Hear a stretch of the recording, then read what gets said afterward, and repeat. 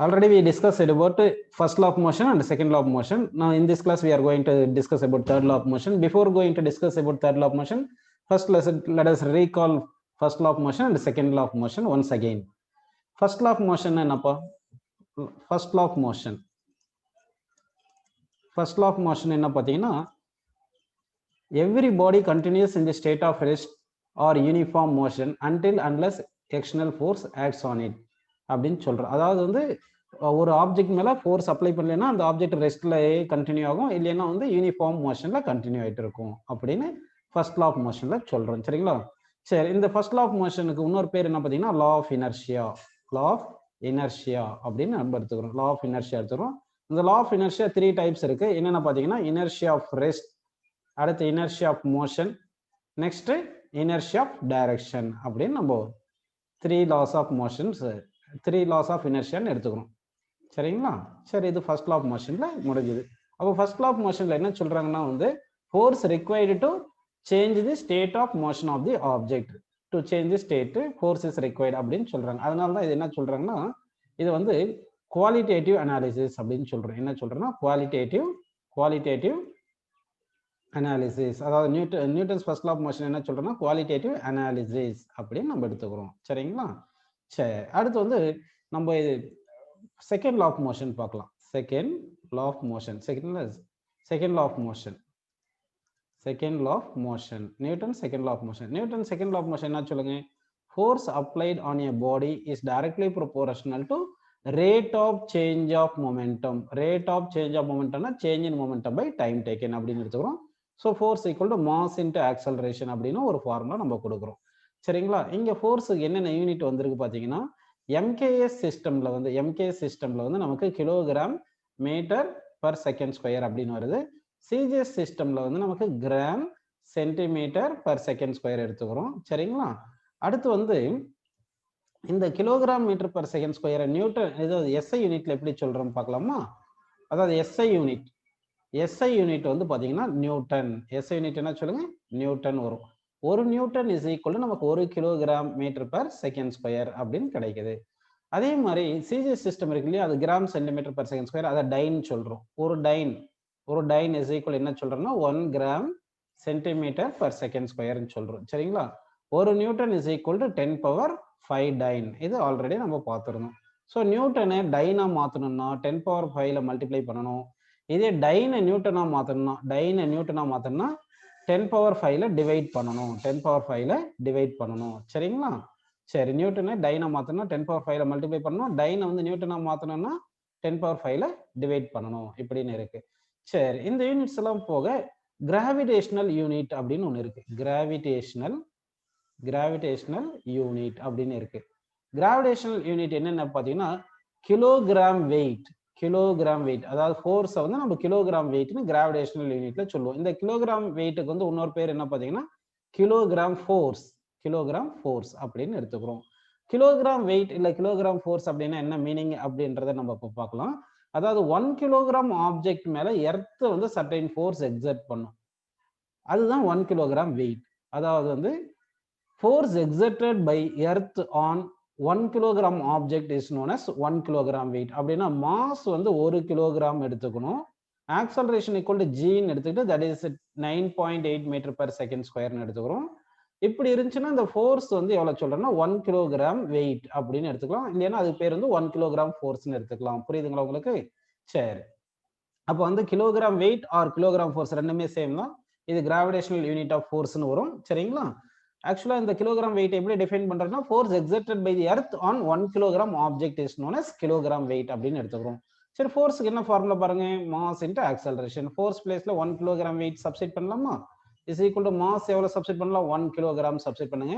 Acceleration எவ்வளவு பாருங்க? g metre per second square. இப்போ 1 இன்டு ஜின்னு எடுத்துக்கலாம். இந்த kilogram into metre per second square தான் எங்க சொல்லியிருக்கோம் பாருங்க. Kilogram metre per second square தான் நியூட்டன். அப்போ kilogram metre per second square newton அப்படின்னு எடுத்துக்கலாமா? So 1 kilogram weight is equal to g newton. இது கிராம் நியூட்டன் படிக்காதீங்க, ஜி நியூட்டன் அப்படின்னு படிக்கணும். G Newton. அதாவது 1 கிலோகிராம் வெயிட் ஈக்குவல் ஜி என்றது எவ்வளோ? 9.8 நியூட்டன். ஸோ 1 கிலோகிராம் வெயிட் எவ்வளோ வரும்னு சொல்லுங்க? 9.8 நியூட்டன் நமக்கு கிடைக்குது. புரியுதுங்களா உங்களுக்கு? அப்போ வந்து உங்களுக்கு என்ன புரிஞ்சுன்னா கிராவிடேஷனல் யூனிட்னு புரிஞ்சு. Gravitational unit also force. 1 kilogram weight, அதாவது கிலோகிராம் வெயிட் தான் என்ன சொல்றோம் கிராவிடேஷனல் யூனிட் அப்படின்னு சொல்றோம். 1 கிலோகிராம் வெயிட் எவ்வளவு பார்த்தீங்கன்னா 9.8 யூனிட். இது ஜி வந்து 10ன்னு கொடுத்தாங்கன்னா அப்போ 1 kilogram weight is equal 10 Newton அப்படின்னு நம்ம எடுத்துக்கணும். சரி, இதே மாதிரி நெக்ஸ்ட் வந்து நம்ம கிராம் வெயிட் பார்க்கலாம். கிராம் வெயிட், கிராம் வெயிட்டுக்கு இன்னொரு பேர் என்ன பார்த்தீங்கன்னா கிராம் ஃபோர்ஸ். என்ன பார்த்தீங்கன்னா கிராம் ஃபோர்ஸ் அப்படின்னு எடுத்துக்கிறோம். Gram weight or gram force அப்படின்னா என்ன மீனிங் அப்படின்னு பார்த்தீங்கன்னா force exerted by the earth on 1 gram object அப்படின்னா mass is equal to 1 gram அப்படின்னு எடுத்துக்கணும். மாஸ் ஈக்குவல் எவ்வளவு இருக்கணும் 1 கிராம். 1 கிராம் என்ன எவ்வளவு சொல்லுங்க 10⁻³ கிலோகிராம் அப்படின்னு நம்ம எடுத்துக்கணும். சரிங்களா. ஆக்சலரேஷன் எவ்வளவு வரும்னு சொல்லுங்க g that is equal to 9.8 m/s² அப்படின்னு எடுத்துங்க. அப்போ force exerted by the earth on 1 gram object தான் நம்ம என்ன சொல்றோம் கிராம் வெயிட் ஆர் கிராம் ஃபோர்ஸ்னு சொல்றோமா, அதுதான் கிராம் வெயிட் அப்படின்னு எடுத்துக்கலாம். இது வரைக்கும் உங்களுக்கு புரிஞ்சிருக்கு. இப்போ என்ன பண்ணலாம்னா வந்து நம்ம ஃபோர்ஸ் ஃபார்முலா என்ன சொல்லுங்க மாஸ் இன்டு ஆக்சலரேஷன். மாஸ் வந்து 1 கிராம் வெயிட்னு எழுதிக்கலாமா 1 கிராம் வெயிட். சரிங்களா. ஃபோர்ஸ் வந்து 1 கிராம் வெயிட் எழுதிட்டு மாஸ் வந்து 1 கிராம். 1 கிராம்ன்றது 10⁻³ கிலோகிராம். ஆக்சலரேஷன்ன்றது g m/s². g என்றது 9.8 m/s² அப்படின்னு நம்ம எடுத்துக்கிறோம். புரியுதுங்களா உங்களுக்கு? ஸோ இப்போ நல்லா கவனிங்க. 1 gram wait is equal to நம்ம எப்படி எழுதலாம் 10⁻³ இன்ட்டு 9.8. இந்த கிலோகிராம் m/s² நம்ம நியூட்டன் எழுதிக்கலாம். ஆல்ரெடி உங்களுக்கு 1 நியூட்டன் இஸ் ஈக்குவல் டு 10⁵ டைன்னு தெரியும் இல்லைங்களா. 10⁵ டைன் தெரியும் இல்லையா இந்த ஃபார்முலா, இதை யூஸ் பண்ணிக்கலாம். அப்போ 10⁻³ இன்ட்டு 9.8 இன்ட்டு ஒரு டைன் வந்து 1 நியூட்டன் வந்து 10⁵ டைன் அப்படின்னு நம்ம எழுதிக்கலாம். இப்போ 10⁻³ இன்ட்டு 10⁵ எவ்வளோ வரும்னு சொல்லுங்க 10⁻². 10⁻² 100. 100 இன்ட்டு 9.8 980. ஸோ தட் நமக்கு என்ன கிடைக்குதுன்னா 980 dyne. So 1 gram weight or 1 gram force அப்படின்றது எவ்வளோ வருது பாருங்க 980 டைன்னு கிடைக்குது. சரிங்களா. ஸோ இப்போ வந்து உங்களுக்கு கிலோகிராம் வெயிட் கிராம் வெயிட் இது எல்லாமே உங்களுக்கு புரிஞ்சிருச்சு. சரி, நெக்ஸ்ட் நம்ம என்ன பண்ண போறோம்னா வந்து Newton's third law of motion பார்க்கலாம். என்ன லா பார்க்க போறோம் Newton's third law of motion. சரிங்களா. Newton's third law of motion. Newton's third law of motion இது எல்லாருக்குமே தெரியும். இந்த Newton's third law of motion எல்லாருக்குமே தெரியும். For every action there is an equal and opposite reaction. அதாவது Newton third law of motion for every action there is an equal and opposite reaction அப்படின்னு எடுத்துக்கலாம். சரிங்களா. பாருங்க இப்போ இது வந்து ஃபர்ஸ்ட் ஆப்ஜெக்ட் அப்படின்னு எடுத்துக்கிறேன். இது வந்து செகண்ட் ஆப்ஜெக்ட் அப்படின்னு எடுத்துக்கிறேன். இது செகண்ட் ஆப்ஜெக்ட்னு எடுத்துக்கிறேன். இப்போ ஃபர்ஸ்ட் ஆப்ஜெக்ட் வந்து செகண்ட் ஆப்ஜெக்ட் மேல சர்டைன் ஃபோர்ஸ் எக்ஸர்ட் பண்ணுதுன்னு எடுத்துப்போம். அப்போ ஃபர்ஸ்ட் ஆப்ஜெக்ட் வந்து செகண்ட் ஆப்ஜெக்ட் அட்ராக்ட் பண்ணுது அப்படின்னு வச்சுக்கலாமா. So force exerted on second object by first object வந்து ஆக்ஷன் அப்படின்னு எடுத்துக்கலாம். இது ஆக்ஷன் எடுத்துக்கலாம். சரிங்களா. For every action there is an equal and opposite reaction தானே இருக்கணும். அப்படின்னா இந்த செகண்ட் ஆப்ஜெக்ட் வந்து ஃபர்ஸ்ட் ஆப்ஜெக்ட் மேல ஃபோர்ஸ் எக்ஸர்ட் பண்ணும், ஈக்குவல் அண்ட் ஆப்போசிட்டா இருக்கணும். So force on first object by second object இது வந்து ரியாக்ஷன். இது வந்து ரியாக்ஷன் அப்படின்னு எடுத்துக்கிறோம். புரியுதுங்களா. சரி, இப்போ வந்து நியூட்டன்ஸ் தேர்ட்ல என்ன சொல்றாங்க for every action there is an equal and opposite reaction. There is an equal and opposite reaction. Equal and opposite reaction. இதுதான் வந்து என்ன சொல்லுங்க நியூட்டன்ஸ் தேர்ட் லா. நியூட்டன்ஸ் தேர்ட் லா. சரிங்களா. அப்போ நியூட்டன்ஸ் தேர்ட் லா வந்து for every action there is an equal and opposite reaction. ரொம்ப important point. இப்போ வந்து நான் இதுல இந்த நியூட்டன்ஸ் தேர்ட் லா ஆஃப் மோஷன்ல வந்து ஒரு ஸ்டேட்மெண்ட் சொல்றேன். இந்த ஸ்டேட்மெண்ட் ட்ரூ ஆஃப் ஃபால்ஸான்னு நீங்க சொல்லணும். யார் யார் சொல்றீங்க பார்க்கலாமா. Action and reaction must take place on 2 different objects அப்படின்னு நான் சொல்றேன். இந்த ஸ்டேட்மெண்ட் ட்ரூ ஆஃப் ஃபால்ஸான்னு சொல்றீங்க. யார் சொல்றீங்க பார்க்கலாம். ஆக்ஷன் கொஸ்டின் புரிஞ்சுங்களா. Action and reaction must take place on 2 different objects அப்படின்னு சொல்லியிருக்கேன். சரிங்களா. ட்ரூ சொல்றீங்களா ஃபால்ஸ் சொல்றீங்களா. Action and reaction must act on 2 different object. 2 different object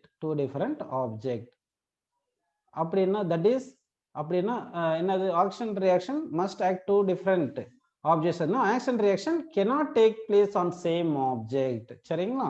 cannot take place on same object. So பாருங்க இந்த ஆக்ஷன் வந்து second object மேல act ஆகுது, ரியாக்ஷன் வந்து ஃபர்ஸ்ட் ஆப்ஜெக்ட் மேல ஆக்ட் ஆகுது. So action reaction acts on two different objects. Same object மேல acceleration act அது sorry action reaction will not act on same body. அப்போ வந்து என்ன பண்ணலாங்க, that is action and reaction reaction do not act on same body, do not act on same body அப்படி நம்ம எடுத்துக்கலாம். புரியுதுங்களா உங்களுக்கு? சரி, நெக்ஸ்ட் பாயிண்ட் சொல்றேன், இது ட்ரூ ஆர் ஃபால்ஸா நீங்க சொல்லணும். action and reaction takes place simultaneously. action and reaction takes place simultaneously.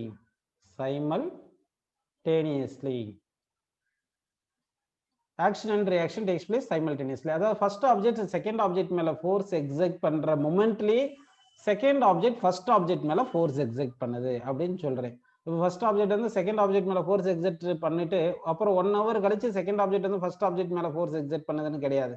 ரெண்டுமே அட் சேம் டைம்ல ஆக்ட் ஆகுது. சரிங்களா? So action reaction takes place simultaneously. So இந்த நியூட்டன்ஸ் தேர்ட் லால நீங்க 3 இம்பார்ட்டன்ட் பாயிண்ட் ஞாபகம் வச்சுக்கணும். For every action there is an equal and opposite reaction. சரிங்களா? ஸோ அப்படின்னு என்ன அர்த்தம், action and reactions are equal and opposite, அது ஒன்று. நெக்ஸ்ட் வந்து செகண்ட் பாயிண்ட் வந்து action reaction must act on two different object. சரிங்களா? சேம் ஆப்ஜெக்ட் மேல ஆக்ஷன் ரியாக்ஷன் ஆக்ட் ஆகாது. சரிங்களா? நெக்ஸ்ட் வந்து action reaction takes place simultaneously. இதுதான் வந்து நியூட்டன்ஸ் தேர்ட் லா. சரி, நெக்ஸ்ட் வந்து நம்ம ஒரு தேரம் பார்க்க போறோம்ப்பா. என்ன தேரம் பார்த்தீங்கன்னா இம்பல்ஸ் மொமெண்டம் தேரம். இப்ப பார்க்க போறது என்ன பார்த்தீங்கன்னா impulse momentum theorem. Momentum theorem. சரிங்களா?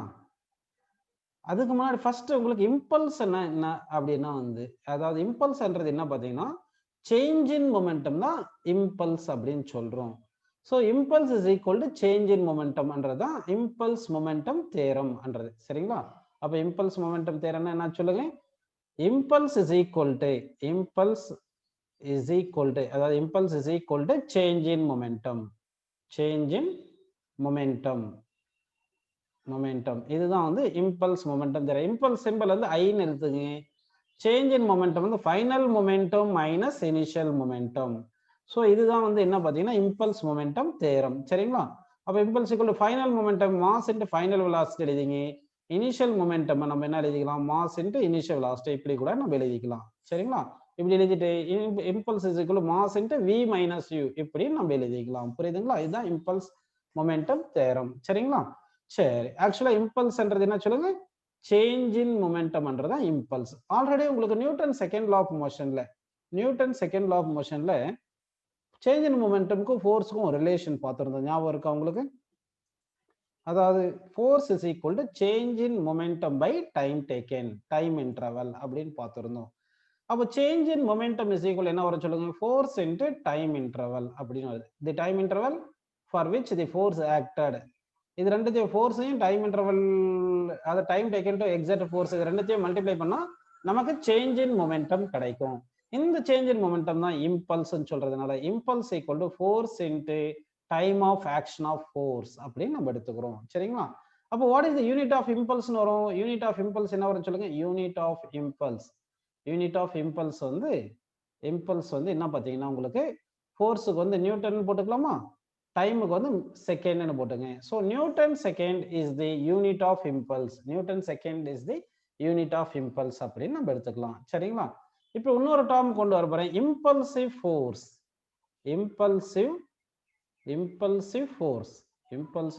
அப்படின்னு ஒரு டேர்ம் கொண்டு வரேன்.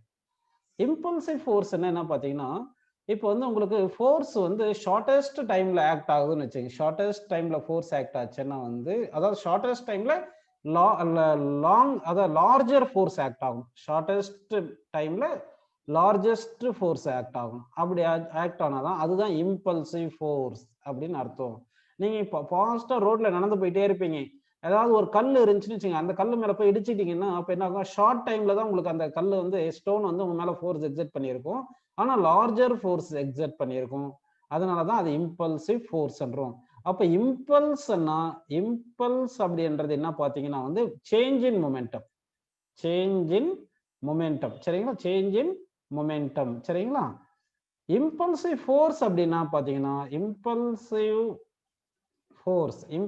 ஃபோர்ஸ்ன்றது ஆக்சுவலா வந்து இது ஃபோர்ஸ் தான். ஆனா larger force act in shortest time. இது வந்து லார்ஜர் ஃபோர்ஸ் சரிங்களா? Acts in shortest time. அதாவது மொமெண்டம் சேஞ்ச் பண்றதுக்கு என்ன பண்ணோம்னா, அதாவது வந்து ஒரு ஆப்ஜெக்ட் வந்து ஒரு ஆட் ஃப்ளோர்ல டிராப் பண்ணுவோம். இங்க ஒரு ஆப்ஜெக்ட் ஆட் ஃப்ளோர்ல டிராப் பண்ணீங்கன்னா just before reaching the floor வந்து சர்டைன் வெலாசிட்டி இருக்கும். ஆஃப்டர் ரீச்சிங் தி ஃப்ளோர் வந்து வெலாசிட்டி 0 வந்துடும் சரிங்களா? அப்ப வந்து வெலாசிட்டி சேஞ்ச் ஆயிருக்குன்னா மொமெண்டம் சேஞ்ச் ஆயிருக்கு. அந்த மொமெண்டம் சேஞ்ச் பண்றதுக்கு இந்த ஹார்ட் ஃப்ளோர் வந்து இந்த ஆப்ஜெக்ட் மேல ஃபோர்ஸ் எக்ஸர்ட் பண்ணியிருக்கும். ஷார்டஸ்ட் டைம்ல கிரேட்டர் ஃபோர்ஸ் ஆக்ட் பண்ணியிருக்கும் சரிங்களா? ஸோ அப்போ வந்து இம்பல்சிவ் ஃபோர்ஸ்ன்றது என்ன பார்த்தீங்கன்னா largest force acts in shortest time to change the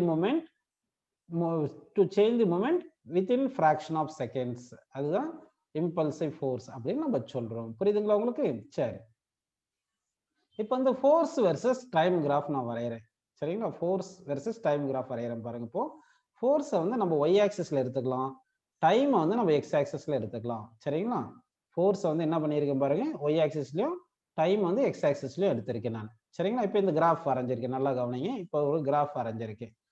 We have taken force along y-axis, and time along x-axis அப்படி கொடுத்திருக்கோம். So what is the significance of area of the graph? சொல்லுங்க பார்க்கலாம். Area of the graph என்ன வரும் சொல்லுங்க. இங்க area வந்து rectangular ஷேப்ல தானே இருக்கு. So area of force time graph is equal என்ன வரும் சொல்லுங்க, force into time taken. Already நம்ம ஃபோர்ஸ் இன்டு டைம் டேக்கன் என்ன எடுத்திருக்கோம் பாருங்க. இங்க ஃபோர்ஸ் இன்டு டைம் டேக்கன் சொல்லியிருக்குமா? ஃபோர்ஸ் இன்டு டைம் டேக்கன் பாருங்க. ஃபோர்ஸ் இன்டு டைம் டேக்கன் தான் என்னது, சேஞ்ச் இன் மொமெண்டம். அதை இன்னும் திருப்பி எப்படி சொல்லலாம், இம்பல்ஸ் அப்படின்னு நம்ம எடுத்துக்கலாம். So area of force time graph இம்பல்ஸ்ன்னு சொல்லலாம், இல்லைன்னா சேஞ்ச் இன் மொமெண்டம் சொல்லலாம். புரியுதுங்களா உங்களுக்கு? இருந்தாலும் இங்க வந்து நம்ம என்ன சொல்லலாம்னா, இங்க இம்பல்ஸ்ன்னு சொல்றதை விட சேஞ்ச் இன் மொமெண்டம் சொல்லணும். ஏன்னா டைம் வந்து அதிகமான டைமுக்கு நம்ம கிராஃப் வரைஞ்சிருக்கும். ஷார்டஸ்ட் டைமுக்கு கிராஃப் வரைஞ்சாதான் அது இம்பல்ஸ்ன்னு சொன்னா நல்லா இருக்கும். அதனால வந்து இங்க வந்து இது என்ன சொல்லிடலாம்னா change in momentum. So area of force time graph என்ன சொல்லலாம் சொல்லுங்க, சேஞ்ச் இன் மொமெண்டம் அப்படின்னு நம்ம எடுத்துக்கலாம். சேஞ்ச் இன் மொமெண்டம் சரிங்களா? இப்படி நம்ம எடுத்துக்கிறோம். இதே வந்து ஷார்டஸ்ட் டைம்ல வந்து நமக்கு இப்போ ஃபோர்ஸ் ஆக்ட் ஆகுற மாதிரி நம்ம கிராஃப் வரைவோம். அங்க வந்து ஏரியா வந்து நம்ம இம்பல்ஸ் அப்படின்னு நம்ம சொல்லிடலாம். புரியுதுங்களா உங்களுக்கு? ஸோ ஒருவேளை வந்து என்ன ஆகுதுன்னா, ஷார்டஸ்ட் டைம்ல வந்து அப்படியே ஃபோர்ஸ் ஆக்ட் ஆகும்போது ஃபோர்ஸ் வந்து அப்படியே மேக்னிட்யூட் ரொம்ப அதிகமா இன்க்ரீஸ் ஆயிருக்கும். இதுதான் டெல்டா டி, ஸ்மாலஸ்ட் டைம் அப்படின்னு எடுத்துக்கிட்டு இங்க ஃபோர்ஸ் எடுத்திருக்கு பாருங்க. ஷார்டஸ்ட் டைம்ல அதிகமான ஃபோர்ஸ் ஆக்ட் ஆயிருக்கு சரிங்களா? இந்த ஏரியா ஆஃப் தி கிராஃப் தான் சேஞ்ச் இன் மொமெண்டம். இது ஷார்டஸ்ட் டைம்ல மொமெண்டம் சேஞ்ச் ஆகிறதுனால இந்த ஏரியாவை என்ன சொல்லிடுவோம்னா இம்பல்ஸ்ன்னு சொல்லிடுவோம். புரியுதுங்களா உங்களுக்கு? அப்ப இந்த கேஸ்ல வந்து இம்பல்ஸ் இஸ் ஈக்குவல் டு என்ன சொல்லுங்க, area of force time graph அப்படின்னு நம்ம எடுத்துக்கலாம். ஃபோர்ஸ் டைம் கிராஃப் உடைய ஏரியா தான் வந்து என்ன எடுத்துக்கலாம், இம்பல்ஸ் அப்படின்னு நம்ம எடுத்துக்கிறோம் சரிங்களா? சரி, இப்போ வந்து உங்களுக்கு Newton's first law, second law, third law எல்லாமே புரிஞ்சு. இப்போ வந்து அப்ளிகேஷன்ஸ் ஆஃப் நியூட்டன்ஸ் லா பார்க்கலாம். Applications of Newton's laws applications of Newton's laws சரிங்களா? இப்போ ஃபோர்ஸ் வந்து பார்த்தீங்கன்னா push or pull is known as force அப்படின்னு எடுத்துக்கலாம்.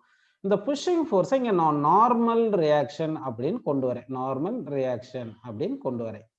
இந்த நார்மல் ரியாக்ஷனை பற்றி எக்ஸ்பிளைன் பண்ண போறேன் சரிங்களா? இப்போ வந்து என்ன பண்ணலாம்னா வந்து நம்ம வந்து இங்கே ஒரு கிரவுண்ட் அப்படின்னு எடுத்துக்கிறேன். இதுதான் வந்து கிரவுண்டுன்னு எடுத்துக்கலாம் சரிங்களா?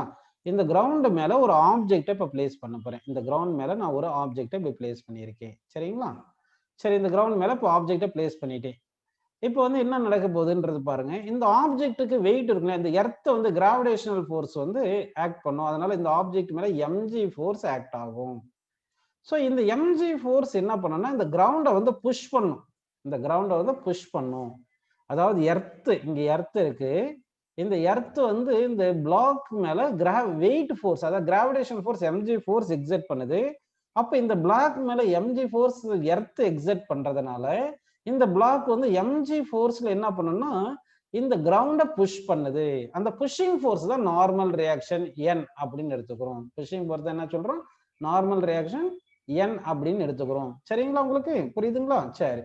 இப்போ வந்து இந்த பிளாக் வந்து இந்த கிரவுண்ட புஷ் பண்ணுது இல்லையா, அதுதான் புஷிங் ஃபோர்ஸ் நார்மல் ரியாக்ஷன் அப்படின்னு எடுத்துக்கலாம். Pushing force. ஸோ இந்த பிளாக் வந்து இந்த கிரவுண்ட புஷ் பண்றது வந்து ஆக்ஷன் ஃபோர்ஸ் அப்படின்னு எடுத்தோம்னா, இது ஆக்ஷன் அப்படின்னு எடுத்தோம்னா, for every action there is an equal and opposite reaction இருக்கும்.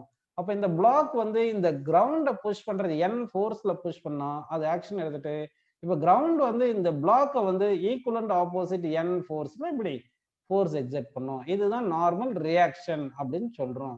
Normal reaction. ஏன் நார்மல் ரியாக்ஷன் சொல்றோம் பாத்தீங்கன்னா வந்து, நார்மல் ரியாக்ஷன் ஏன் இதை சொல்றேன்னு பாத்தீங்கன்னா வந்து, நார்மல்னா பர்பெண்டிகுலர் அர்த்தம். அதாவது இந்த சர்ஃபேஸுக்கு பர்பெண்டிகுலர்லி ஃபோர்ஸ் ஆக்ட் ஆகிறதுனால இது பேர் வந்து நார்மல் ரியாக்ஷன் அப்படின்னு எடுத்துக்கிறோம். புரியுதுங்களா உங்களுக்கு? சரி.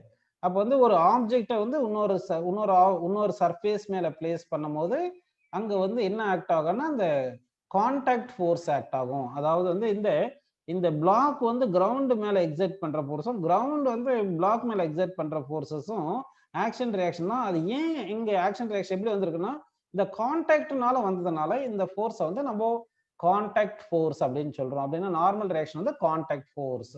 சரிங்களா? இது வந்து புஷிங் ஃபோர்ஸுக்கு இது பார்த்தோம். நம்ம லோயர் கிளாஸ்ல படிச்சிருப்போம், force is a pushing or pulling அப்படிதானே சொல்லுவோம். Push or pull is known as force அப்படின்னு படிச்சிருப்போம் இல்லையா? ஸோ புஷிங் ஃபோர்ஸுக்கு வந்து இந்த எக்ஸாம்பிள் பார்த்துட்டோம், நார்மல் ரியாக்ஷன். அடுத்து நம்ம பார்க்க போறது புல்லிங் ஃபோர்ஸ். சரிங்களா? என்ன பார்த்தோம்னா புல்லிங் ஃபோர்ஸ். புல்லிங் ஃபோர்ஸ் பார்க்க போறோம். இங்க பார்த்தது என்ன சொல்லுங்க, இது வந்து புஷிங் ஃபோர்ஸ். புஷிங் ஃபோர்ஸ் தானே பார்த்தோம். இப்போ பார்க்க போறது புல்லிங் ஃபோர்ஸ். புல்லிங் ஃபோர்ஸ்க்கு எக்ஸாம்பிள் என்ன பார்த்தீங்கன்னா டென்ஷன் ஃபோர்ஸ். டென்ஷன் ஃபோர்ஸ் அப்படின்னு எடுத்துக்கலாம். இப்போ இது வந்து ரூப்னு எடுத்துக்கங்க. ஒரு ரூப்ல நம்ம ஒரு ரோப்பை கனெக்ட் பண்ண போறோம். இது வந்து ஒரு ரோப் இப்படி கனெக்ட் பண்ணியிருக்கோம். இதுதான் ரோப். ரோப்புக்கு வந்து 2 எண்ட் இருக்கும். ஒரு எண்டை வந்து ரூப்பை கனெக்ட் பண்ணிட்டோம். இன்னொரு எண்டுல என்ன கனெக்ட் பண்ண போறோம்னா ஒரு பிளாக் கனெக்ட் பண்ணலாம். ஒரு பிளாக் கனெக்ட் பண்ணலாம், இல்லைன்னா ஒரு பாப் கனெக்ட் பண்ணலாம். பிளாக் ஆர் பாப் ஏதாவது ஒண்ணு கனெக்ட் பண்ணலாம். புரியுதுங்களா? இப்படி கனெக்ட் பண்ணிட்டோம். சரிங்களா? சரி. இப்போ இந்த பிளாக் இந்த பாபுக்கு வந்து மாஸ் எம்னு எடுத்துங்க. எம்னு எடுத்துட்டீங்கன்னா இப்போ என்ன ஆகும்னா வந்து இந்த பாப் வந்து என்ன பண்ணணும்னா இது எர்த் வந்து இந்த பாப் மேல mg கிராவிடேஷனல் ஃபோர்ஸ் எக்ஸர்ட் பண்ணும். mg கிராவிடேஷனல் ஃபோர்ஸ் எக்ஸர்ட் பண்ணும். புரியுதுங்களா? அப்ப இந்த பாப் என்ன பண்ணணும்னா இந்த ரூப்பை வந்து புல் பண்ணும். Pulling force.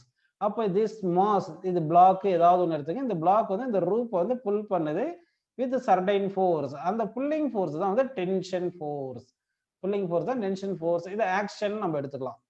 சரிங்களா? இது ஆக்ஷன் எடுத்துக்கிட்டீங்கன்னா for every action there is an equal and opposite reaction இருக்கும். For every action there is an equal and opposite reaction இருக்கு. புரியுதுங்களா உங்களுக்கு? அப்போ வந்து இந்த பாப் வந்து இந்த ரூப்பை வந்து இப்படி புல் பண்ணுச்சுன்னா அது ஆக்ஷன் எடுத்துன்னா அதுக்கு அப்ப என்ன பண்ணும், இந்த ரூப் வந்து இந்த பாபை வந்து ஈக்குவல் அண்ட் ஆப்போசிட் ஃபோர்ஸ்ல புல் பண்ணும். இது வந்து டென்ஷன் ஃபோர்ஸ். ஸோ இது ரியாக்ஷன் ஃபோர்ஸ் அப்படின்னு எடுத்துக்கலாம். ரியாக்ஷன் ஃபோர்ஸ்ன்னு எடுத்துக்கலாம். புரியுதுங்களா உங்களுக்கு? சரி. அப்போ இங்க வந்து 2 ஃபோர்ஸ் பார்த்துருக்கோம். ஒன்று வந்து புஷிங் ஃபோர்ஸ், இன்னொன்று வந்து புல்லிங் ஃபோர்ஸ். புஷிங் ஃபோர்ஸ்க்கு எக்ஸாம்பிள் வந்து நார்மல் ரியாக்ஷன், புல்லிங் ஃபோர்ஸ்க்கு எக்ஸாம்பிள் வந்து டென்ஷன் ஃபோர்ஸ் அப்படின்னு நம்ம பார்த்துருக்கோம். சரிங்களா? சரி. நெக்ஸ்ட் வந்து நம்ம வந்து என்ன பண்ணலாம்னா உங்களுக்கு நியூட்டன்ஸ் லாஸ் ஆஃப் மோஷன்ல நியூட்டன் செகண்ட்ல என்ன சொல்லியிருக்கேன்னா force is equal to mass into acceleration அப்படின்னு சொல்லியிருக்கேன். கரெக்டுங்களா? சரி. அதாவது வந்து டோட்டல் ஃபோர்ஸ் 0வா இருந்தா ஆக்சலரேஷன் 0வா இருக்கும். டோட்டல் ஃபோர்ஸ் இருந்தா ஆக்சலரேஷன் இருக்கும் அப்படின்னு நம்ம எடுத்துக்கலாம். புரியுதுங்களா உங்களுக்கு? இப்போ வந்து நம்ம ப்ராப்ளம் சால்வ் பண்றதுக்காக ஒரு ஈக்குவேஷன் இந்த force equal to mass into acceleration கொண்டு வரணும் இல்லைங்களா? இந்த ஃபார்முலா கொண்டு வரதுக்காக என்ன பண்றேன்னா உங்களுக்கு ஒரு டயக்ராம் சொல்லி தரேன். அந்த டயக்ராம் பேர் என்ன பார்த்தீங்கன்னா free body diagram. Free body diagram. Free body diagram அப்படின்னு நான் சொல்றேன். சரிங்களா? Free body diagram. Free body டயக்ராம்னா என்ன பார்த்தீங்கன்னா ஒரு ஆப்ஜெக்ட் எடுத்துக்கணும். அந்த ஆப்ஜெக்ட் மேல என்னென்ன ஃபோர்ஸ் ஆக்ட் ஆகுதோ அதெல்லாம் ரெப்ரசன்ட் பண்ணி காட்டுறது பேர் தான் ஃப்ரீ பாடி டயக்ராம் அப்படின்னு அர்த்தம். ஒரு ஆப்ஜெக்ட் கொடுத்துட்டு அந்த ஆப்ஜெக்டை வந்து என்ன பண்ணணும்னா வந்து பாயிண்ட் சைஸ்ல ஆப்ஜெக்ட் ரீப்ளேஸ் பை பாயிண்ட் சைஸ்னு போட்டுட்டு அது மேல என்ன பண்ணணும்னா நமக்கு என்னென்ன ஃபோர்ஸ் ஆக்ட் ஆகுதோ அதெல்லாம் மென்ஷன் பண்ணி காட்டுறது பேர் தான் ஃப்ரீ பாடி டயக்ராம். சரிங்களா?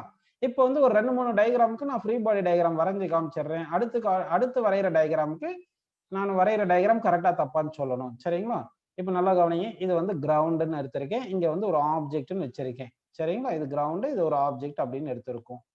நல்லா கவனிக்கணும். சரிங்களா? இப்போ வந்து இந்த கிரவுண்ட் மேல ஆப்ஜெக்ட் பிளேஸ் பண்ணதுனால என்னென்ன ஃபோர்ஸ் ஆக்ட் ஆகும் பாருங்க. இந்த ஆப்ஜெக்ட் மேல வந்து நமக்கு இப்ப இந்த ஆப்ஜெக்ட் மேல என்ன ஃபோர்ஸ் ஆக்ட் ஆகும் பாத்தீங்கன்னா, இப்போ சென்டர் ஆஃப் தி ஆப்ஜெக்ட் எடுத்துக்கிறோம். Gravitational force acts on this object வந்து mg downward direction, normal reaction upward act ஆகுது. இது எப்படி ஃப்ரீ பாடி டயகிராம் வரைய போறோம்னா, நம்ம இந்த பாடி ரீப்ளேஸ் பை பாயிண்ட் சைஸ் அப்படின்னு போட்டுட்டு, அடுத்து என்னென்ன ஃபோர்ஸஸ் எந்த டைரக்ஷன்ல ஆக்ட் ஆகுதோ அந்த ஃபோர்ஸஸ கரெக்ட்டா நம்ம ரெப்ரசன்ட் பண்ணிரணும். சரிங்களா? அப்படி வரைஞ்சா அதுக்கு பேர் தான் ஃப்ரீ பாடி டயகிராம். இப்ப இந்த பாடிய வந்து நான் பாயிண்ட் சைஸா எடுத்துக்கிட்டேன். கரெக்ட்டுங்களா? இப்ப வந்து என்ன பண்ணியிருக்கேன்னா, இங்க நார்மல் ரியாக்ஷன் இருக்கு. அந்த ஃபோர்ஸ மென்ஷன் பண்ணிட்டு, அடுத்து இங்க mg ஃபோர்ஸ் இங்க ஆக்ட் ஆகுது. இந்த mg ஃபோர்ஸ் இந்த டயகிராம்க்கு இங்க mg ஃபோர்ஸும் காமிச்சிட்டேன். புரியுதுங்களா? அப்ப ஃப்ரீ பாடி டயகிராம் என்னது?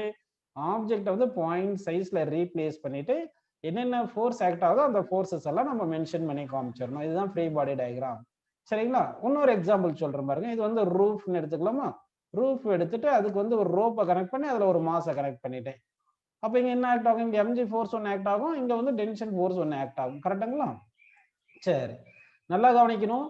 Normal reaction always acts perpendicular to the surface. Normal reaction always acts perpendicular to the surface. சரிங்களா?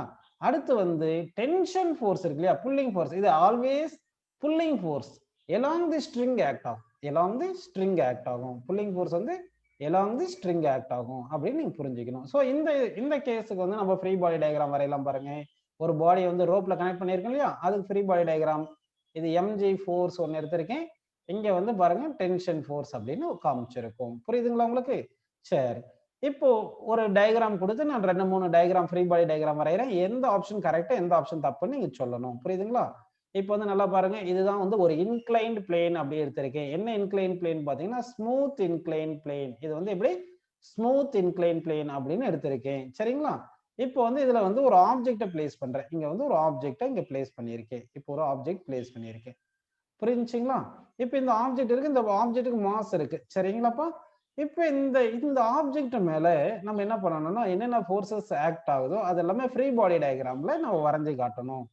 சரி, இப்போ வந்து free body diagram for the object placed on a smooth inclined பிளேனுக்கு வந்து இப்போ நான் வரைகிறதுல எந்த டயகிராம் கரெக்ட்னு சொல்லணும். ஃப்ரீ பாடி டயகிராம் வரையணும். FBD. FBD என்னன்னா சொல்லுங்க. FBDனா ஃப்ரீ பாடி டயகிராம். சரிங்களா? இப்போ எந்த கேஸுக்கு நம்ம வரைகிறோம்? ஒரு இன்க்ளைன் பிளேன் எடுத்துட்டு அது மேல ஒரு ஆப்ஜெக்ட் வச்சிருக்கேன். அப்போ இந்த ஆப்ஜெக்ட் மேல என்னென்ன ஃபோர்ஸஸ் ஆக்ட் ஆகுதோ அந்த ஆப்ஜெக்ட் பாயிண்ட் சைஸ்ல நம்ம ரெப்ரசன்ட் பண்ணிட்டு அந்த ஃபோர்ஸஸ் எல்லாமே டைரக்ஷன் நம்ம காமிச்சு விட்டுறோம். என்னென்ன ஃபோர்ஸ் ஆக்ட் ஆகுதோ அதெல்லாம் டைரக்ஷன் காமிச்சு விட்டுறணும். சரி, உங்களுக்கு 3 ஆப்ஷன் தரேன். எந்த option correct free body diagram சொல்லணும் இந்த டயகிராம் காமிச்சதுக்கு. இப்போ இங்க mg ஃபோர்ஸ் இங்க ஆக்ட் ஆகுது. இங்க நார்மல் ரியாக்ஷன் இப்படி ஆக்ட் ஆகுது. இது ஃபர்ஸ்ட் ஆப்ஷன். சரிங்களா? அடுத்து வந்து செகண்ட் ஆப்ஷன். செகண்ட் ஆப்ஷன் பாருங்க. இப்போ இது ஆப்ஜெக்ட் எடுத்துட்டு இங்க ஒரு ஃபோர்ஸ் இது mgன்னு எடுத்துட்டு இது நார்மல் ரியாக்ஷன் அப்படின்னு காமிச்சிருக்கேன். அடுத்து வந்து தேர்ட் வந்து ஃப்ரீ பாடி டயகிராம் வந்து வரையறோம் பாருங்க. இதுக்கு எப்படி வரைஞ்சிருக்கும் பாருங்க. mg ஃபோர்ஸ் இப்படி வரைஞ்சிட்டு இப்படி நார்மல் ரியாக்ஷன் இப்படின்னு காமிச்சிருக்கேன் உங்களுக்கு. இந்த 3 ஆப்ஷன்ஸ் கொடுத்திருக்கேன் இல்லைங்களா? இந்த 3 ஆப்ஷன்ஸ்ல எந்த ஆப்ஷன் கரெக்ட்னு சொல்லுங்க பார்க்கலாம்.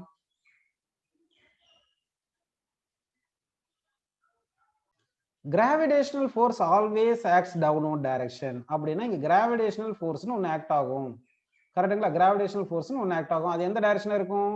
டவுன்வர்ட் டைரக்ஷன் mg இருக்கு. கரெக்ட்டா? அடுத்து normal reaction always act perpendicular to the சர்ஃபேஸ்னு சொன்னேன் இல்லையா? நார்மல்னா பர்பெண்டிகுலர். அப்ப இந்த சர்ஃபேஸ் இப்படி தானே இருக்கு. இன்க்ளைன் பிளேன் இப்படி தானே இருக்கு. இதுக்கு பர்பெண்டிகுலர் இப்படி தானப்பா வரணும். இதுக்கு பர்பெண்டிகுலர் இந்த சர்ஃபேஸ்க்கு பர்பெண்டிகுலர் லைன் இப்படி தானே வரணும். புரிஞ்சுங்களா உங்களுக்கு? அதாவது normal reaction always act perpendicular to surface. இதே ஹாரிசான்டல் பிளேனா இருந்தா இப்ப இங்க ஒரு பாடியை வைக்கும் போது இந்த ஹாரிசான்டல் சர்ஃபேஸ்க்கு நார்மல் ரியாக்ஷன் இந்த டைரக்ஷன்ல ஆக்ட் ஆகுது. mg ஆக்சுவலா இப்படி ஆக்ட் ஆகுது. அதனால mg இன்னும் ஆப்போசிட்டா தான் இருக்கணும்னு கிடையாது. சரிங்களா? அதாவது புரியுதுங்களா உங்களுக்கு? அப்ப mg gravitation force always downward direction. ஆனா நார்மல் ரியாக்ஷன் எப்படி ஆக்ட் ஆகும்? Always perpendicular to the surface. இங்க இன்க்ளைன் சர்ஃபேஸ் இப்படி இருக்கனால இதுக்கு பர்பெண்டிகுலர் டைரக்ஷன் இப்படி தானே வரும். இதுதானே 90 டிகிரி வரும். பர்பெண்டிகுலர்னா அப்போ நார்மல் டைரக்ஷன் இந்த டைரக்ஷன்ல ஆக்ட் ஆகும். அப்போ இந்த क्वेश्चनக்கு எந்த ஆன்சர் கரெக்ட்டா பாருங்க. Option C correct. Option C correct. புரியுதுங்களா அது? சரி, நெக்ஸ்ட் வந்து இன்னொரு டயக்ராம் கொடுக்குறேன் பாருங்க. நெக்ஸ்ட் கொஸ்டின் இது வந்து என்ன பண்றீங்க கரெக்டா பார்க்கலாம். இது வந்து ஒரு ரூப் கொடுத்துருக்கேன், நல்லா கவனிக்கணும். இது வந்து ரூப். இந்த ரூப்ல ஒரு ஸ்ட்ரிங்கை கனெக்ட் பண்ணிட்டு ஒரு பாடியை கனெக்ட் பண்ணியிருக்கேன். ஸ்ட்ரிங்கை கனெக்ட் பண்ணிட்டு ஒரு பாடியை கனெக்ட் பண்றேன், நல்லா கவனிக்கணும். சரிங்களா? அந்த பாடி மேல ஒரு ஹாரிசான்டல் ஃபோர்ஸ் ஒன்று அப்ளை பண்ணிடுறேன். அந்த பாடி மேல என்ன பண்றேன், ஒரு ஹாரிசான்டல் ஃபோர்ஸ் ஒன்று அப்ளை பண்ணியிருக்கேன். புரியுதுங்களா உங்களுக்கு? ஸோ இப்போ ஃபோர்ஸ் வந்து இந்த டைரக்ஷன்ல இப்படி அப்ளை பண்ணியிருக்கேன். நான் ஃபோர்ஸ் வந்து இப்படி அப்ளை பண்ணிட்டேன். சரிங்களாப்பா? இப்போ இந்த கேஸுக்கு வந்து இங்க பாருங்க, ஃபோர்ஸ் வந்து இந்த டைரக்ஷன்ல அப்ளை பண்ணியிருக்கேன். இப்போ இந்த ஆப்ஜெக்ட்டுக்கு மேல என்னென்ன ஃபோர்ஸஸ் ஆக்ட் ஆகுதுன்னு பார்த்துட்டு நீங்க ஃப்ரீ பாடி டயக்ராம் வரையணும். Question சொல்லிட்டோமா? an object is suspended with help of string and this object is pulled with force F horizontally so that the string makes angle theta with vertical. Then draw free body diagram and mention forces acts on a body. சரிங்களா? இப்போ வந்து ஒவ்வொரு ஆப்ஷனா வரையலாம் பாருங்க. First option சரிங்களா, mg force downward act ஆகுது. அடுத்து tension force upward act ஆகுது. அடுத்து ஃபோர்ஸ் அப்ளைடு ஃபோர்ஸ் இந்த டைரக்ஷன்ல ஆக்ட் ஆகுது. இது வந்து ஃபர்ஸ்ட் ஆப்ஷன். சரிங்களா? அடுத்து செகண்ட் ஆப்ஷன். செகண்ட் ஆப்ஷன் கொடுக்கலாமா? Tension force acts inclined. அடுத்து mg force acts downward. Force act applied force act towards right. சரிங்களா? நெக்ஸ்ட் ஆப்ஷன் சி பாருங்க. ஆப்ஷன் சி வந்து வரையும். சரிங்களா? நமக்கு டென்ஷன் ஃபோர்ஸ் ஆக்ட் இன்க்ளைன்ட், அடுத்து mg force acts downward direction, applied force act horizontal direction. இப்போ நீங்க சொல்லுங்க, இந்த இங்க வந்து வரைஞ்சிருக்குங்க இந்த பாடி வந்து சும்மா பேர் ஏன்னு எடுத்துங்க. இந்த ஆப்ஜெக்ட் ஏ வந்து என்ன பண்ணிருக்கும், ஸ்ட்ரிங்ல கனெக்ட் பண்ணிட்டு ஒரு ஹாரிசான்டல் ஃபோர்ஸ் அப்ளை பண்ணி புல் பண்றோம். அதனால இந்த string make some angle with vertical வந்திருக்கு. ஸோ இப்போ இந்த ஆப்ஜெக்ட் மேல என்னென்ன ஃபோர்ஸ் ஆக்ட் ஆகுதுன்றதை நம்ம என்ன பண்ணணும், ஃப்ரீ பாடி டயக்ராமா நம்ம ரெப்ரசென்ட் பண்ணணும். இப்போ காமிச்சதுல option A, option B, option C இருக்கு இல்லைங்களா? இந்த மூணு ஆப்ஷன்ஸ்ல which option is correct for free body diagram of object A? சரி, ஓகே. இப்போ இந்த ஆன்சர் எதுன்னு நான் எக்ஸ்பிளைன் பண்ற பாருங்க. உங்களுக்கு ஃபர்ஸ்ட் தெரிய வேண்டியது mg force always acts downward direction. mg force எந்த டைரக்ஷன்ல ஆக்ட் ஆகும்? Always downward direction. அப்போ mg force டவுன்வர்ட் டைரக்ஷன். மூணு ஆப்ஷன்ல டவுன்வர்ட் டைரக்ஷன் தான் இருக்கு. அடுத்து அப்ளைடு ஃபோர்ஸ் ஹாரிசான்டல் டைரக்ஷன், அந்த அப்ளைடு ஃபோர்ஸ் ஹாரிசான்டல் டைரக்ஷன் தான் இருக்கு. டென்ஷன் ஃபோர்ஸ் எப்படி ஆக்ட் ஆகும் நான் சொல்லியிருந்தேன் ஆல்ரெடி உங்களுக்கு. along the string தானே ஆக்ட் ஆகும். ஏன்னா ஸ்ட்ரிங் தானே புல்லிங் ஃபோர்ஸ், அதாவது pulling force provided on the body by the string. அப்போ along the string தானே புல்லிங் ஃபோர்ஸ் இருக்கும். அப்போ டென்ஷன் ஃபோர்ஸ் வந்து நமக்கு along the string இப்படி இருக்கும். Tension force along the string, அதாவது இந்த ஸ்ட்ரிங் வந்து இந்த பிளாக் இப்படி புல் பண்ணுது. அப்போ டென்ஷன் ஃபோர்ஸ் இந்த டைரக்ஷன்ல இருக்கு அப்படின்னு நம்ம எடுத்துக்கணும். புரியுதுங்களா? அது சரி, எப்படின்னு எடுத்துக்கணும். இதே மாதிரி அடுத்த டயக்ராம் ஒரு கொஸ்டின் கேட்கிறேன், கரெக்டா சொல்லணும். அப்போ இந்த கொஸ்டினுக்கு ஆன்சர் என்ன சொல்லுங்க. டென்ஷன் இந்த டைரக்ஷன்ல ஆக்ட் ஆகணும், mg downward, force horizontal. So option third option correct அப்படின்னு நம்ம எடுத்துக்கலாம். சரிங்களா? Next question. நெக்ஸ்ட் பாருங்க, ஒரு இன்க்ளைன் பிளேன் எடுத்திருக்கேன். நல்லா இந்த கொஸ்டினுக்கு எல்லாருமே ஆன்சர் கரெக்டா சொல்லணும். இது வந்து ஒரு இன்க்ளைன் பிளேன் அப்படின்னு எடுத்திருக்கும். சரிங்களா? இது இன்க்ளைன் பிளேன் இப்படின்னு வச்சிருக்கோம். இப்போ என்ன பண்றோம்னா இந்த இங்க வந்து ஒரு ஆப்ஜெக்டை பிளேஸ் பண்ணியிருக்கேன். இங்க வந்து ஒரு ஆப்ஜெக்டை இப்படி பிளேஸ் பண்ணியிருக்கேன். சரிங்களா? இந்த ஆப்ஜெக்ட் இது ஸ்மூத் இன்க்ளைன் பிளேன். இது வந்து எப்படி இருக்கு? Smooth incline plane. இது ஸ்மூத் இன்க்ளைன் பிளேனா இருக்கிறதுனால இது கீழே விழாம இருக்கிறதுக்காக என்ன பண்ணியிருக்கேன்னா இந்த பிளாக்கை வந்து கீழே ஸ்லைட் ஆகாம இருக்கிறதுக்காக ஒரு ஸ்ட்ரிங்கை வந்து இப்படி கனெக்ட் பண்ணியிருக்கேன். இப்படி ஸ்ட்ரிங்கை வந்து கட்டி வச்சிருக்கேன் இங்க. சரிங்களா? இந்த இன்க்ளைன் பிளேன் வந்து ஃபிக்ஸ்டு இன்க்ளைன் பிளேன்பா. இதுக்கு மேல வந்து ஒரு பிளாக் வச்சிருக்கோம். இது வந்து என்ன பண்ணிருக்கோம், ஒரு ஸ்ட்ரிங்கை கட்டி இந்த இன்க்ளைன் பிளேன்ல கட்டி வச்சுட்டோம். சரிங்களா? இப்போ வந்து என்ன பண்ணணும்னா இங்க ஃப்ரீ பாடி டயக்ராம் நம்ம வந்து வரையணும். Free body diagram. Free body diagram என்னது, அந்த பாடி ரீப்ளேஸ் பை பாயிண்ட் சைஸ்னு போட்டுட்டு அடுத்து வந்து என்ன பண்ணணும், அடுத்து வந்து என்னென்ன ஃபோர்ஸஸ் ஆக்ட் ஆகுது, எந்த டைரக்ஷன்ல ஆக்ட் ஆகுதோ அதெல்லாமே நம்ம டயக்ராம்ல மென்ஷன் பண்ணி காட்டணும். சரிங்களா? ஃபர்ஸ்ட் வந்து mg force acts downward direction, normal reaction upward direction, tension force act horizontal direction. இது ஃபர்ஸ்ட் ஆப்ஷன். புரியுதுங்களா?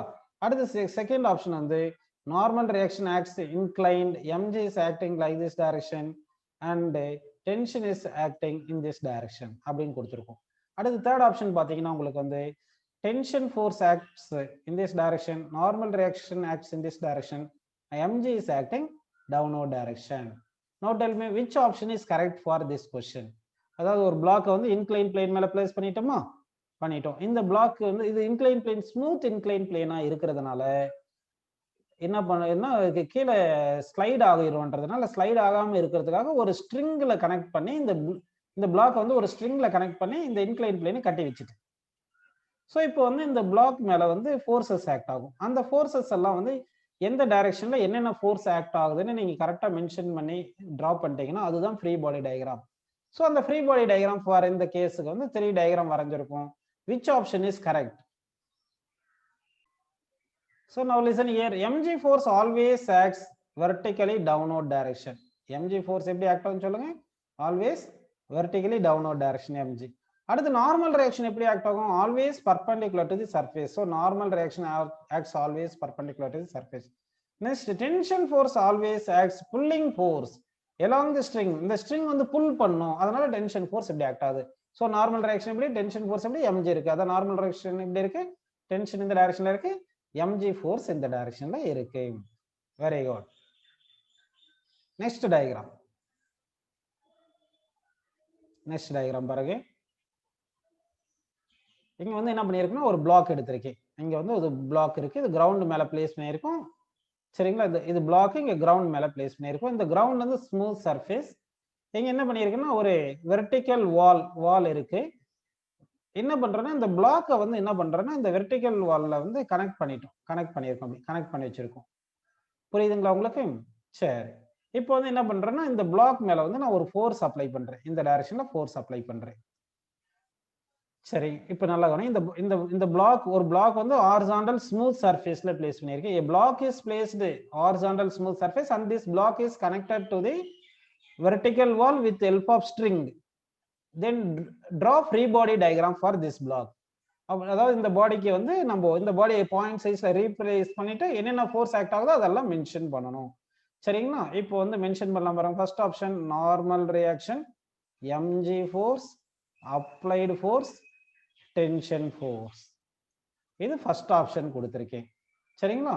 செகண்ட் ஆப்ஷன் வந்து normal reaction, applied force, mg force, tension force. Third option நல்லா கவனிக்கணும். This is the body வந்து நம்ம point சைஸ்ல தானே வரையணும். அப்போ பாயிண்ட் சைஸ்ல இங்க வரைஞ்சிருக்கணும் அப்படின்னு நம்ம இங்க எடுத்துக்கலாம். அதாவது இங்க பாயிண்ட் சைஸ்ல இப்படி வரைஞ்சிருக்கணும். அப்படின்னா ஃபோர்ஸஸ் வந்து இந்த டைரக்ஷன்ல இப்படி ஆக்ட் ஆயிருக்கு அப்படின்னு நம்ம எடுத்துக்கணும். சரி. அடுத்து பாருங்க இந்த பாயிண்ட் எப்படி இருக்கு? Tension force. சரிங்களா? அப்ளைடு ஃபோர்ஸ், டென்ஷன் ஃபோர்ஸை நம்ம லெட்டர் டீல எடுக்கிறோம். சரிங்களா? Tension force denoted by T அப்படின்னு எடுத்துக்கலாமா? அடுத்து normal reaction, next mg. Now tell me which option is correct for this diagram? Free body diagram எந்த ஃப்ரீ பாடி டயக்ராம் எந்த ஆப்ஷன் கரெக்ட்னு நம்ம சொல்லணும். சரிங்களா? அப்ப பாருங்க என்னென்ன ஃபோர்ஸ் ஆக்ட் ஆகுதுன்னு பார்த்துடலாமா? பாருங்க, mg force acts always downward direction. Normal reaction always act perpendicular to the surface. Normal reaction always act perpendicular to the surface. Pulling force, tension force always act along the string. Pulling force along the string in the direction act ஆகும். Force இந்த F இப்படியே இருக்கு. இந்த மாதிரி இருக்கு பாருங்க. mg downward எல்லாத்துலயும் mg downward இருக்கு. Applied force இங்க இப்படி காமிச்சிட்டேன். Normal reaction perpendicular surface. Ground இருக்கு, perpendicular to surface. Normal reaction இப்படி காமிச்சிட்டோம். அடுத்து டென்ஷன் ஃபோர்ஸ் வந்து ஸ்ட்ரிங் வந்து புல் பண்ணும். Pulling force. இது புல்லிங் ஃபோர்ஸ். ஃபர்ஸ்ட் ஆப்ஷனுக்கு தேர்ட் ஆப்ஷனுக்கு என்ன பாருங்க, இந்த ஸ்ட்ரிங் வந்து புஷிங்கா கொடுத்துட்டேன். தேர்ட் ஆப்ஷன்ல புஷிங்கா கொடுத்துட்டேன். ஃபர்ஸ்ட் ஆப்ஷன்ல புல்லிங்கா கொடுத்தேன். டென்ஷன் வந்து புல்லிங் ஃபோர்ஸ் தானே. அதனால வந்து நமக்கு இந்த ஆன்சர் வந்து free body diagram for this block வந்து first option is correct answer அப்படின்னு நமக்கு வருது.